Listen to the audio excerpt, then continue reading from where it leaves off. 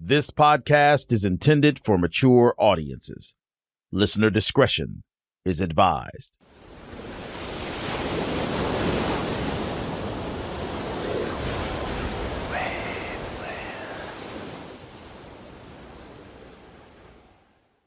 Hi everyone, Sean Kipe here. Before we get started, I want to tell you about the brand new podcast I'm launching with my longtime collaborator, Jason Hoke, called How It All Went South. It's a weekly series with not one, but 2 new episodes coming out each and every week, and it's launching on September 9th.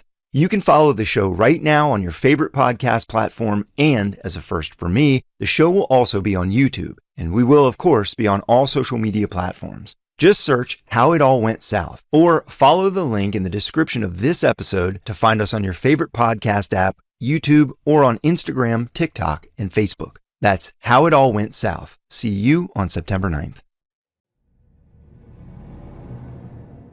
I had a crazy shot seen in my life, man. What do you do when you see that? Like he shot a deer or something instead of a human being. But shit look so weird. Home don't look dead. He does not look dead, man. It's like a game, it's like a joke. Like shit, like a motherfucker posing. Was he swelled up or anything? No. Looked the same. Look the fucking same. Had his eyes open still? He looking dead at the damn phone, man. But he never moved his eyes.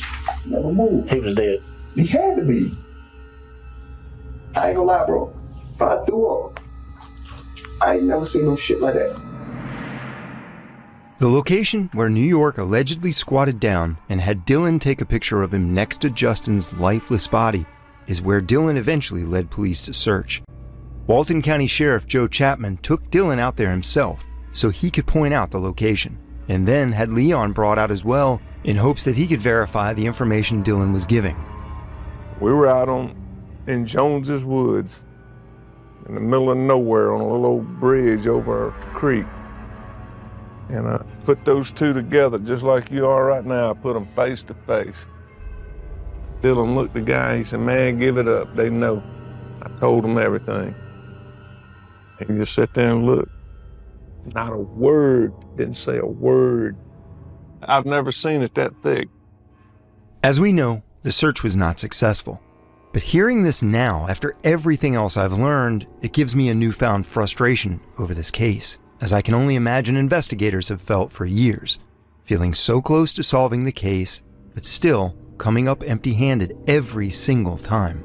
It makes me think that if Dylan's story here is true, maybe Justin wasn't actually buried or thrown down a well there. Maybe he was taken somewhere else. If Dylan was there, as he said, and was completely freaked out, even vomiting from the stress, others would have noticed. Perhaps they worried he would give up the location and ended up moving Justin. Maybe he truly doesn't know where Justin's body is. But if you're to believe Dylan Glass's previous statements at all, then while he may not know where Justin Gaines ended up, he might at least have knowledge of the events leading up to the disposal of Justin's body.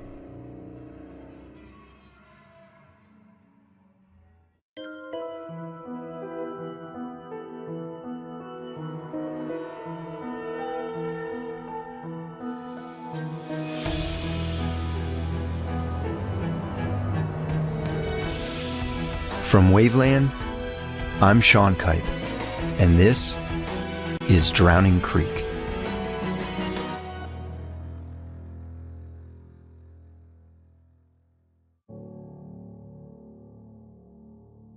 Shit went normal for a little bit. Me, Leon, we spoke for like 2-3 days. 2 or 3 days? Yeah. It was normal for a couple of days. Leon tell we need to holler at him. Becca took me out there in my red car. And I dropped off. Walked in his house. He comes outside with me, walking out. I grab an apple juice out of his refrigerator. We walk right back out. He's sweating. Dylan Glass tells investigators what happened in the days leading up to Justin's body allegedly being taken to be disposed of. It started with Leon calling him 2 or 3 days after the night of the robbery, during which time the two hadn't spoken, saying he needed to see him. Dylan says he went to Leon's house. Look crazy. Folk had that goddamn truck out there, man, with that tarp on it. New York was nowhere to be found. Where was the Trailblazer Park? On the back side of the house.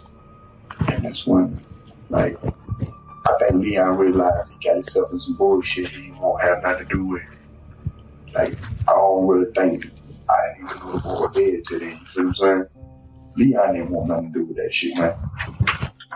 Like, but the boy didn't have no wounds on him. He looked like he was down there alive. When he pulled that tarp over the back of the truck, he didn't pull it all the way off.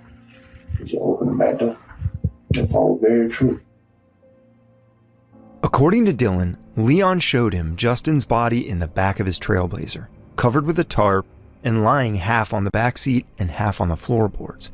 He says Leon looked lost and scared. This is difficult to hear, but I'm going to play Dylan's entire statement here, where he describes what he saw. I laid down there on the floorboard like his neck cramped though. But he looked like it. Like if I went and laid in the truck right now. That's what he looked like. Nah, he wasn't even in the floorboard. Just his head and his shoulder, like he wasn't even in the floor, bro. Like it looked like you push him up in there. You feel what I'm saying? And try to put him on the seat. Like his body was on the seat. You know what I'm saying? Motherfucker looked like slumped in there like that with his neck. He looked like he was looking right at the door. So you think his neck was broken or is just slammed over to the side? I don't know how to term shit like that. You know what I'm saying? Sure. Like, I ain't gonna do no bullshit with you. I don't know much about shit like how that shit You didn't see any blood? Wasn't no blood, man. He don't look like nobody hit him. He don't look like nothing, man. You feel what I'm saying? He looked normal. Was his eyes open? Yeah. Looking dead at the door. Looking at that passenger door. Was it a fixed stare or was he looking around? Mm-hmm. Was it a fixed stare at one? He was looking at that door, man. Yeah. But he didn't take his eyes off the door and look at you or Leon, right? No. He was dead. He was dead. He had to be. So, like, I leave. Before you left, what did you tell Leon? What did he tell you about that body being in the Trailblazer? He said, man, he just said he fucked up. He just wanted to show it to you. Yeah, he said he fucked up, man. He said, motherfucker, it like he's showing a motherfucker what he done got into. Mm-hmm. Like, he really don't want no part of this shit. Mm-hmm. I ain't gonna lie. It really like, to be out here really like New York got him in some bullshit and he didn't know that was gonna happen. Mm-hmm. He really lost. Like, you could tell he was lost. He was looking for help. Like, if the police would have pushed up on him there, he'd have fallen. Like that. He was scared. I believe he wanted to call the police. I'm not gonna lie to you. He was scared. You seen it all in his face. He was scared, man. I walked out of that. I said, well, I'm getting out of here. He just did like this, like pointed like just toward the truck, like why the fuck is he still here? You feel what I'm saying? Mm-hmm. And like, I think Leon didn't want him there. Mm-hmm. I think that New York doing. You feel what I'm saying? Like trying to find something to do with this dude, man. I think the shit was an accident. You feel what I'm saying? But I don't think that shit came from neither one of them dudes. You know what I'm saying? I think it's bigger than that. I think somebody had something to do with that dude. With Justin Gang? Yeah, that's. What makes you think that? How did New York know him? How did Leon know him? You feel what I'm saying? That dude don't hang with us. That man don't kick it with us. We ain't them type dudes. We are totally different people. What made that man get in the car with these folks and leave? That's the part I do not understand. Somebody he know or fuck with, it might be a woman. It might be something led that man to the car. We part ways, all right? Not for long, though. Not for long. So, not even 2 days later, Leon come pick me up, man. Dylan claimed that 2 days after this, Leon picked him up in a green Honda, not in his Trailblazer, and the two made their way to meet with New York and another man, where the cell phone picture was allegedly taken with Justin. The amount of detail in this story is staggering for one being made up, though it's not impossible. As I mentioned, Leon has repeatedly and vehemently denied taking any part in or having any knowledge of Justin's disappearance or death, as heard here in a several-hour-long interview with investigators in early 2008. As far as I'm aware, he has never wavered from his position. All I have is my opinion. Facts, I can't tell you a damn thing. What's your opinion? That something happened, he did hurt somebody. Far as, knowing anything, not really, honestly.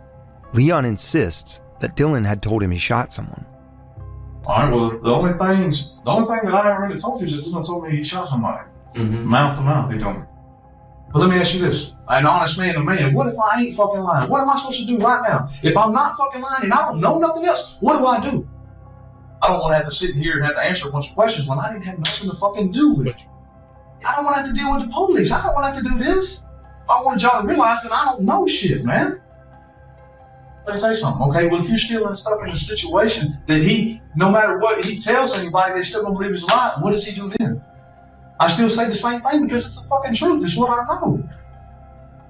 Let me tell you something. If I knew what the fuck really happened, I would have been done, Tony, and I would have been done agreed to get on the fucking stand. Yeah. Now, it's not my intention to create a back and forth, he said, she said between Dylan and Leon. But basically, that's exactly what happened. And with no physical evidence to go on to prove or disprove one or the other, investigators got stuck and have remained so for years. To me, Leon sounds just as believable in his interviews as Dylan does. Make of that what you will. The earring Dylan stated at one point that he picked up off the ground after Justin was robbed might be the only piece of evidence to provide any credibility to any of the statements made so far. And while he later denied doing that at all, Tammy said she witnessed him take it out of Justin's ear in Andy's garage. The earring was found negative for Justin's DNA, but as mentioned by Mike Rising, had another unidentified DNA source on it. If Dylan's current statements are true regarding how he came into possession of the earring, he says it was a gift from a close friend named Shannon, and possibly a new DNA test could confirm that. Recently I spoke with Shannon's mother, Vicky, to corroborate this story. Shannon never got back to me, though Vicky said she does remember Shannon buying a set of earrings at a Walmart years ago and giving one to Dylan, but she couldn't confirm it's the one in question. Some things that stand out to me in this story are that Dylan told me Shannon's mother actually gave each of them an earring, not that Shannon bought them, and the timing of this. Several witnesses describe seeing Dylan with the earring for the first time a day or two after Justin disappeared. Mike Rising was provided an earring from Erica recently that she thinks could be the mate to the one Justin wore that night, and he is pursuing a metallurgy test to confirm whether or not it's a match with the one taken from Dylan at the time of his arrest. Some of the stories we've heard from Dylan and other witnesses may sound odd or ridiculous to you, but in all fairness, and to remain as unbiased as I can, I have to pursue each avenue I can to find the truth. But there could exist one more piece of physical evidence that might close this case once and for all.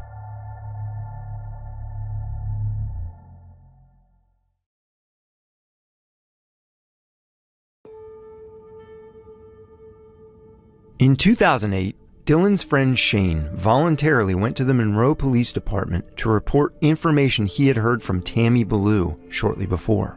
It involved the existence of possible physical evidence pertaining to the murder of Justin Gaines. She had a pair of his shoes, had Justin Gaines' tennis shoes with blood on them. She says she has the boy's shoes with blood on and has them close by. Why she told me this, and why she told me this with sitting there too, makes me think she wants me to come to y'all. Tammy telling Shane that she had Justin's bloody shoes was a startling confession. We previously heard Dylan state that he had seen Justin deceased and he was missing a shoe, which seems to be a key piece of specific information. And while Dylan said he was missing one shoe, Tammy said she had his shoes, per Shane's statement. But perhaps someone simply misspoke or this got misconstrued when being told. Either way, it's almost too specific to have been fabricated. Shane also says Tammy told him about Andy's speedboat, said to be the one used to put Justin in Lake Lanier. She went talking about the speedboat, said that while I was down there looking, that his body was underneath the cover of the speedboat that was right there, close by somewhere. She said that the boat The seats and everything in the boat was completely reupholstered. I asked Tammy point blank, where is Justin Gaines? Where's his body? And she wouldn't answer me. Do you think she knows? Yes, I do. Shane is then asked about Dylan's possible role. Dylan Glass, I truly believe he wants to change his ways. Did he have anything to do with this here? I have no clue.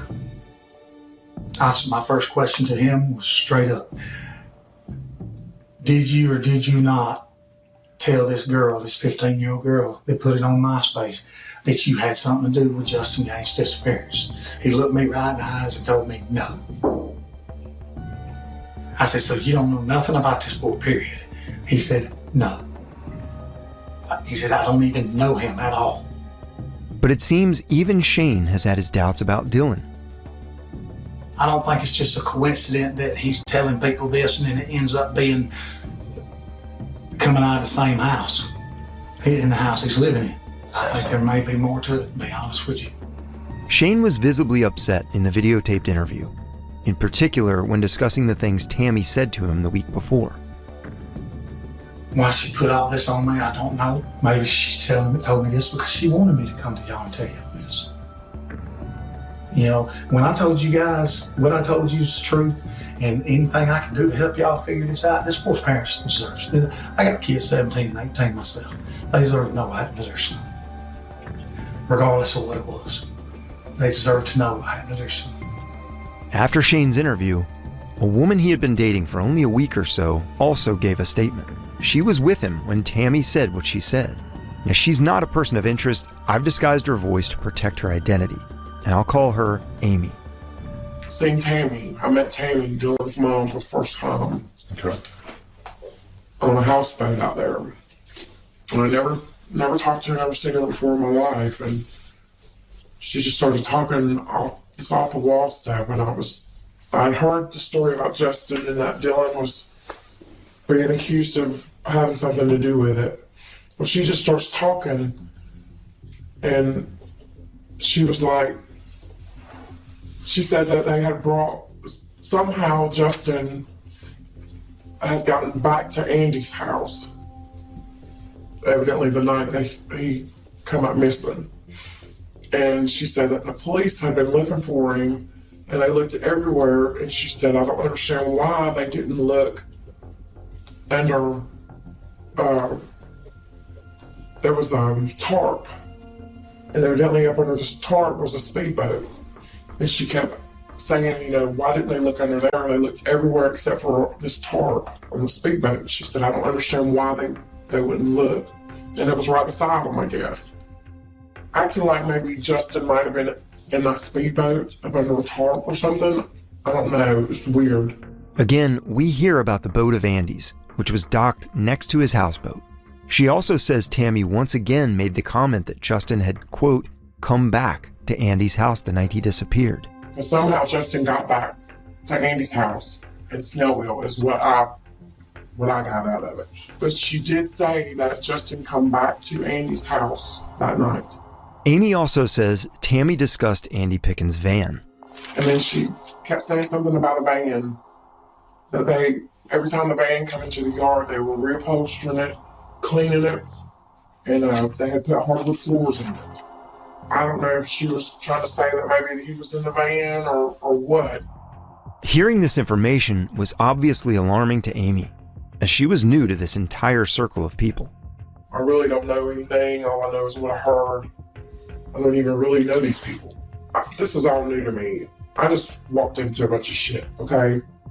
I just met everybody, so I just sat there, I didn't say a word. And then she sat there and said, I got the boys' tennis shoes, and they've got blood on them. And Shane goes, where? She said, close. I've got them close. She said, but I've got the boys' tennis shoes with blood on them. Talking about Justin. Amy is finally asked if she knew anything related to Dylan Glass's involvement with Justin. The only thing that I overheard was Dylan say that you know, he didn't have anything to do with it. Some of the witnesses that have provided statements in this case, you can rightfully argue are not likely credible, or are at least questionable. but some have no reason to lie. In fact, doing so would willingly and knowingly drag them into a situation that no one wants to be in. I believe Amy is a prime example of one such witness. She'd only been dating Shane for about a week when she met Tammy and heard of the bloody tennis shoes and of his body being in the speedboat. She was scared, and you can clearly see that in the videotaped interview. She breaks down crying at one point and even states several times that I just met all these people. Now here I am speaking with police. I believe these are genuine statements she's making. And whether the shoes exist or not, whether Tammy still has or ever had them, is another story though. From the inception of this project, my main focus was not only to tell Justin's story and hopefully shed light on this case, but to get people talking. I feel confident that I've done that much. Early in my investigation, when I heard the anonymous call to Texas EquiSearch, I thought if we can find out who that woman is and speak with her, it might lead to a break in the case. And immediately after the call aired in the podcast, I began receiving tips on possible identities of the caller. Even once, I truly thought I had the caller identified. That was until I actually did identify the caller. Hi, yes. Is this the anonymous line? I can give you some information? Yes, ma'am. Well, just I'm the identified woman. So crazy. And that just blows my mind that all these years. That's Wanda. She is, or was, the anonymous caller. I made contact with her through her daughter, Julie, and she was completely taken by surprise that anyone was ever even looking for her. That was many, many years ago, so... And I never saw anything about her. We probably did and had no clue it was getting her. Yeah, that you were looking for me. Of all people, that just blows my mind. Wanda was very sweet and happy to talk to me, though as we spoke, it became clear that she didn't really remember too much of the call. It's been 16 years. So much time has passed. But she did remember Justin's name. When you said his name, I was like, oh my God. And I got, I remember that name. Justin's name. Yeah, I remember. Did any of those names ring a bell? I mean, obviously when you heard Tabitha, when you heard Chino, or, heard that Justin owed people money for drugs, did any of that come back to you as you heard it? A little bit, and I know, and Tabitha's the one who told me, so that's who I got my information from. Unfortunately, it seems that in her original call, she really did tell everything she knew. Before I made contact with Wanda, though, I had actually identified and spoke with the Tabitha that was mentioned in her anonymous call. It was a long process of finding and identifying women named Tabitha who would approximately be the right age and lived in the area at the time. I cross-referenced names Bob Pulneau had researched over the years to mark off names from the list. And recently, I messaged a woman named Tabitha on Facebook saying, "This is gonna sound weird, but did you know Justin Gaines?" And to my surprise, she said, "Yeah, how did you know?" I later confirmed her identity when I spoke with Wanda. Tabitha told me she did know Justin, and she was at Wild Bill's that night with friends, though she said he never called asking for a ride, and she doesn't believe he would have even had her phone number. She said she was aware of a drug dealer named Chino, and with information she gave about him, we are working to determine if it's the same one later identified by law enforcement, as she didn't know much about him or his last name. Curiously, she said she wasn't aware of Justin ever owing money to him or anyone for drugs, or that Justin even used drugs. She actually said she'd be surprised to learn that. But I feel that Wanda wouldn't have been compelled to make her call to the tip line if these things were never said in the first place, true or not.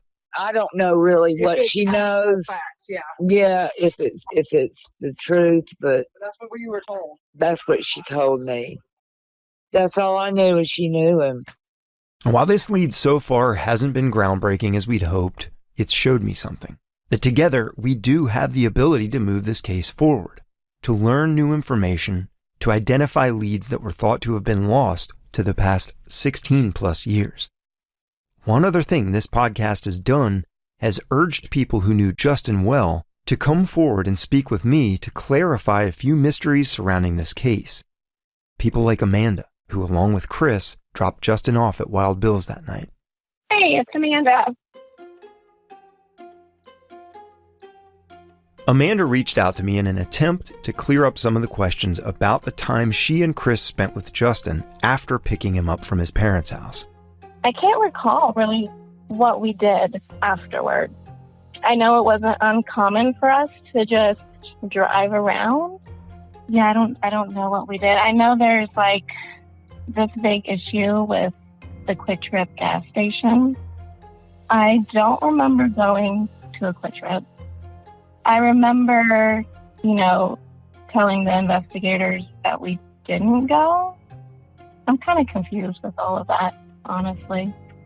After hearing Tammy's statements that Justin had been to Andy's house that night, I asked Amanda if that was true. I mean, I can tell you that we did not go to anyone's house. I asked if she knew anything about Justin being involved in drugs in any way. I don't know if I would consider Justin a super close friend. I mean, we never hung out one-on-one, but it doesn't seem like him to do that from what I know of him. I personally don't see him ever really being involved in that. And the question everyone, including myself, has been asking at this point, do you know why Chris has not really ever spoken much about this? I honestly don't know. I know there's been a lot of discussion about him. As she can't answer for Chris, Amanda tells me that her own experiences with investigators early on might help explain why he chose not to talk more about Justin. There's a lot of blame being kind of put back on me when I was talking to them. I mean, at one point they said that, Justin got alcohol poisoning. Chris and I were afraid to tell anyone. And so we took his body and put it in a ditch on the side of the road. They said that to you? Yeah. She also tells me that they didn't just bail on Justin that night at the club, that he went inside and they waited for another 15 minutes or so in line before deciding to leave. We tried calling him when we decided to leave. But obviously, when you're in a place like that, you're either not going to hear your phone go off or you're just going to ignore it. While I've heard so much about this theory of Justin owing money to drug dealers, every person I've talked to that knew him well says they never once saw him or heard of him using or selling any kind of hard drugs. While, yeah, it is still possible, it's something I couldn't find evidence of. His friends never heard of any association with Dylan, Leon, Chino, or any of these other people. I've heard a couple of people tell me that, yeah, Justin smoked weed a couple times, but really, so what? He was a college freshman. It's not that out of the ordinary. And according to Will Albrecht, who was the one who sublet his room to Justin shortly before his disappearance, they had to egg him on a bit to even smoke weed one of the 2 times he ever saw him do it. And they were together all the time. I've also heard that Justin's friends weren't very cooperative with law enforcement early on. After speaking with people like Will and Amanda, I might have a better understanding now of why. Both said that investigators were initially very accusatory toward them, telling them that they were lying and hiding things, and that they knew what happened to Justin. These people were kids when Justin vanished, and all of a sudden they found themselves being pulled into police stations and accused of hiding information. It left a really bad taste in their mouths and concerned and angered their parents. The thought of any of Justin's circle of friends being involved seems to me, while not impossible, unlikely.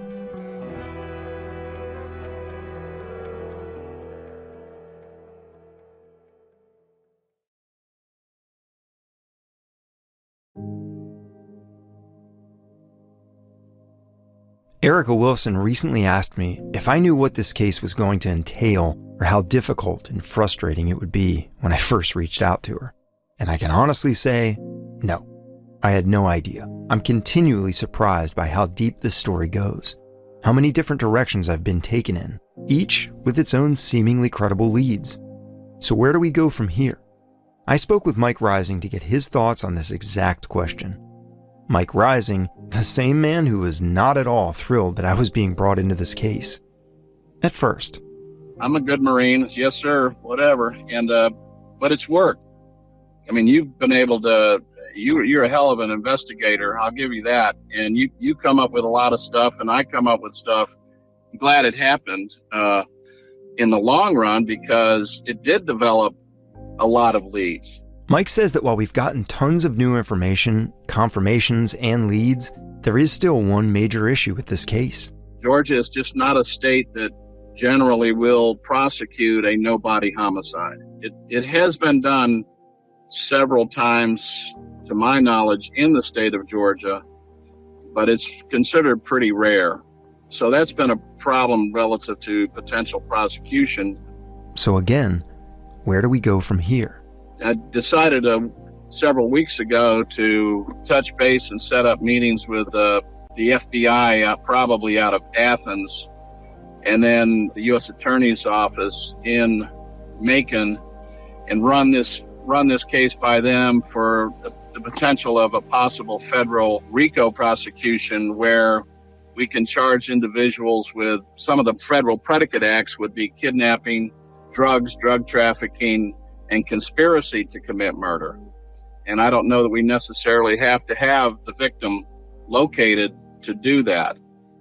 But just as I was wrapping up this episode, Dylan Glass made contact with me. Again, he professed that he had taken and passed several polygraphs, and was even told that he was no longer a person of interest in Justin's case, which truthfully, I found hard to believe. But once again, just as I'd done several times before over the past year, I inquired about this. Why would Dylan be so adamant if it could be proven he was wrong or lying about this? I know that Mike had spoken with the GBI and with the former district attorney Layla Zahn, who Dylan said was aware of these tests. Both were dead ends, and Mike was told there was no record of Dylan taking any polygraph tests. I asked Mike to call Gwinnett County Police Department and Sheriff's Office and inquire once more. A few minutes later, he asked me to call him. After your query, I contacted one of the supervisors for the cold case unit with the Gwinnett County Police Department and told them about Glass's claims of having taken a polygraph. Supervisor contacted one of the lieutenants who was in charge of the Gaines case back in the day, and the response I got back was that the lieutenant had stated, yes, that Dylan Glass had taken 2 polygraphs. Both were administered by the Gwinnett County Sheriff's Office. Both of these polygraphs were at the request of Dylan Glass because he wanted to clear his name from rumors that he was involved. The results of both polygraphs showed that Glass had no involvement in the Gaines case, and the lieutenant was present. Rising and I were both shocked to learn this. These results were not included in the case file handed over to the Walton County Sheriff's Office. And why not? How could results or information like this about one of the main persons of interest in this case not be included in the case file? And while Mike isn't prepared to say with 100% certainty yet Dylan is home free, it does seem to change things. Oh, it does. It definitely does. Yeah, it's kind of a bombshell. So, I mean, as you said, that is kind of a bombshell. I believe that is a bombshell, especially having taken it twice. What do you think that means for this case and for Dylan's alleged involvement in Justin's disappearance or death? Well, I'd like to look at the exact questions, but when the statement is that both polys showed he had no involvement in the Gaines case, that's pretty huge. To me, that means we're going to do some immediate reevaluation on other leads relative to the disappearance of Justin Gaines. I've also got to keep in mind the other leads that we've got that don't involve Dylan Glass at all is now being much more viable. How much stock do you put in passing a polygraph and passing 2? I mean, what do you think that does for Dylan's credibility? Oh, I think it backs up his story of, making up his total involvement in the case And then just because of the way he was approached by the initial interviewers, who he just didn't like the style that they went after him. And he decided on his own he was going to make up this story. You got Dylan, Leon, and Shane all kind of saying the same thing, and Dylan's the guy that put those guys into the trick. But then you've got other folks that are girlfriends, wives, or associates of, and Tammy Ballou, that are associates of Dylan, who make damning statements of their involvement. So some of that, Tammy Ballou's especially, is very credible. I spoke with Dylan to let him know what I'd just learned. I ain't gonna lie, Sean, I've been knew that would happen, right? See, people thought I was lying this whole time. I've been knew all this, right? Them people don't want to tell the truth, Sean. If they take me out that equation, they're lost. They don't want to tell the world that they just wasted 16 fucking years looking at the wrong person. Their pride won't let them take that. Their pride won't let them apologize to me. They're not going to. I'm not a hero. I'm not some good motherfucker. I know that. But I still did not have nothing to do with that shit. And yeah, I deserve to be in prison. I've been in prison. I'm paying for what I've done. But I didn't have nothing whatsoever to do with that shit. I just wanted somebody to come and tell the truth. Like I never portrayed to be a fucking good guy. Like, I've sold drugs and gangbang and been a fucked up dude, okay? Do I deserve to be in prison? Cool. But I ain't never killed nobody. While Mike Rising says he cannot 100% discount Dylan as a suspect based on polygraph results alone, this does change things.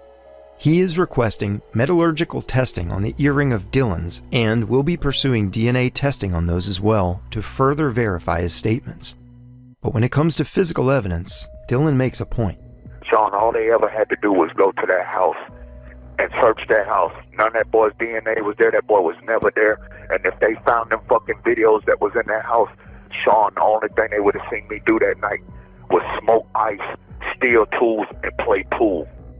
Because none of Andy Pickens' property was ever searched, I can't argue with him on this.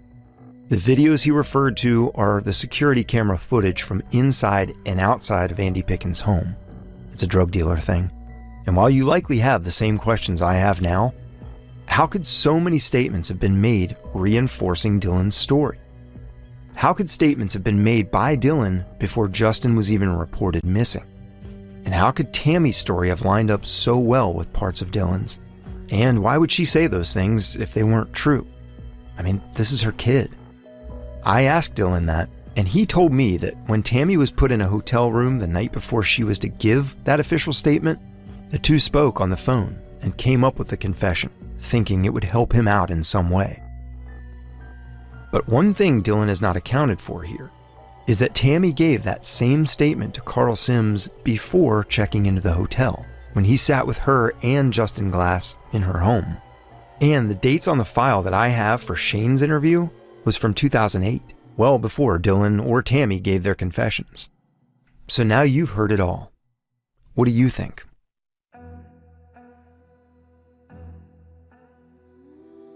Time will tell what happens from here. But one thing is for sure. Mike Rising is not quitting on Justin, just as I won't because this podcast is over for now. And while Justin's case hasn't been solved yet, I think we collectively have done well in raising awareness of this case. Mike tells me it's still important to work on cold cases like Justin's, no matter the odds. Personally, is my own empathy for these cold cases. One of the first things I do is I go out and I interview the surviving victims, the parents, mothers, fathers. They start reliving the entire case, and you're sitting there with them, and you can't help it. Your heart goes out to them, and that definitely contributes to my motivation to work these things to the end. Thankfully, there are people out there like Mike Rising who could have long ago retired and be home spending time with his family. And Bob Pulneau, who's put more time and energy into this case over the past 16 years than I could even imagine, without ever charging the Wilson family a dime. and offer one simple belief of his. It's all about compassion. Even though someone leads a wayward life, it's all about compassion for that person. I just felt compassion for the family to get them some kind of resolution on the case. What really matters to me at this point is how Erica feels about this project. We've talked a lot over the past year or so, and it's always at the front of my mind how it will affect her when hearing these episodes. The interviews, the information, and theories surrounding her son's demise. Oh, I mean, it's brought back a lot of emotions. I mean, he's being talked about all over the world now. That's just wonderful. People are sending in information. People are trying to spend time helping me research, just trying to help overall. It's just out there. And I mean, how amazing is that? I mean, it's amazing. But it's also reminded me of my frustrations early on with Gwinnett County Police Department. I mean, it reminded me like they didn't want to listen. Why didn't Justin matter to them? You know, why didn't they care enough to get a search warrant on the boat, the house, the van? Because I don't think I'd be waiting 2 decades for answers if they would have taken it seriously in the beginning. I mean, so many people don't understand what it's like having a missing child. And you don't want to feel alone, and I definitely don't feel alone right now. I feel like I have so many people out there trying to help us, and that means a lot. It's been a long time.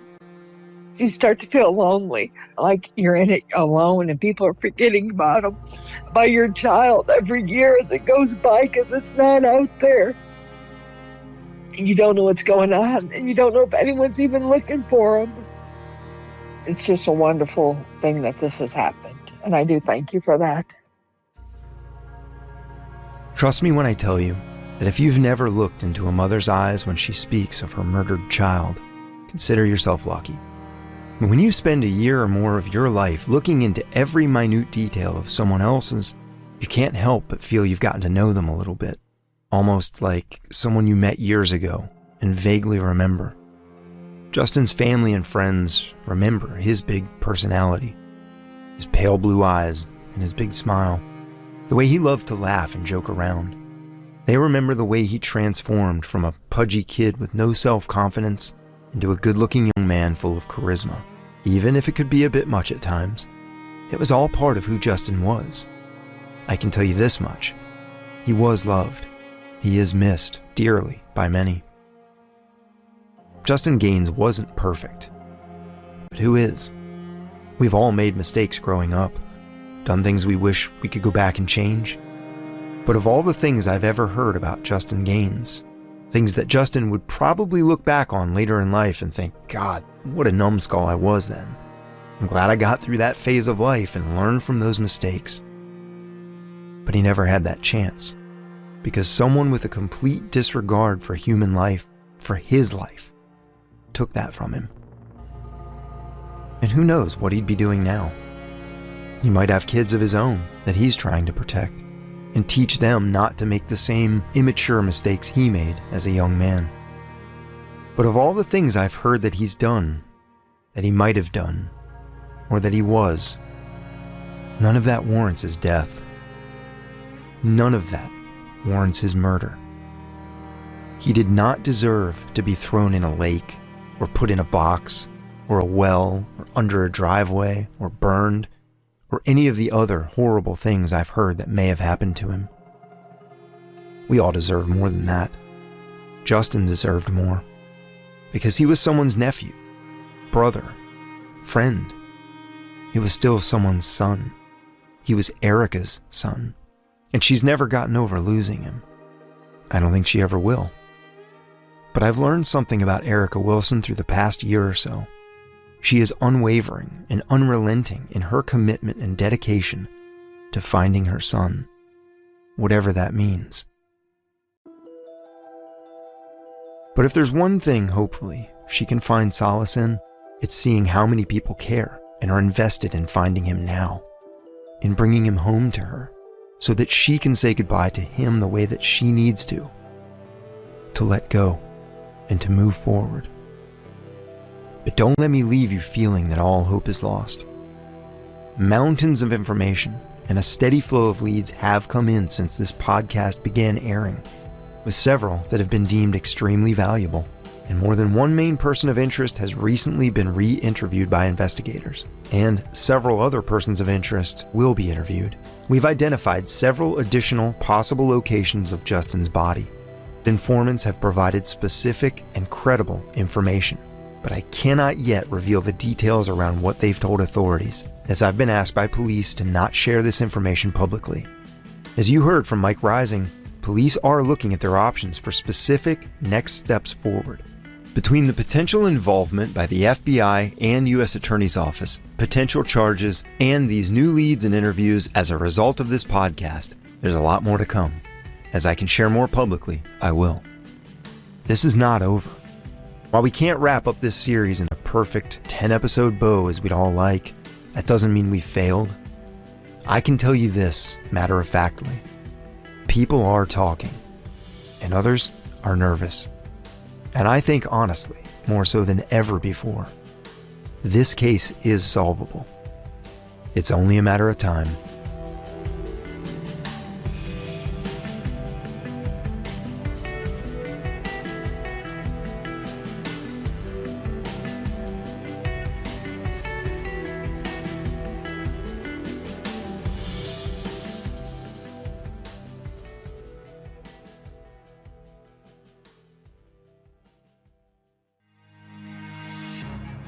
Drowning Creek is an original production of Waveland.